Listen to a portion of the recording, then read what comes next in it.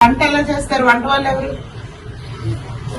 వంట పరుగులు, చాపూపు, పచ్చిమిర్చి. పులిహోరకి కాంబినేషన్ ఏముండదు? మెనూ ప్రకారం ఏం లేదా? మెనూలో పొడి పప్పుల పొడి వాడతావా? మరి అదే నేను జీరా రైస్ లోకి ఏముంటారు? జీరా రైస్ ఉందా గురువారం? జీలకర్ర అన్నం ఉందా? ఏం వేస్తారు అందులో? జీరా రైస్ కాంబినేషన్ ఏంటి? కూరగాయల కూర వండుతారా? జీలకర్ర అన్నం ఎలా వండుతాము?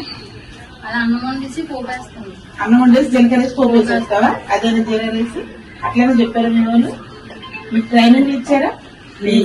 ఈ ఫుడ్ మెనూ వచ్చిన తర్వాత ట్రైనింగ్ ఇచ్చారా? ఇవ్వాలి మేడం.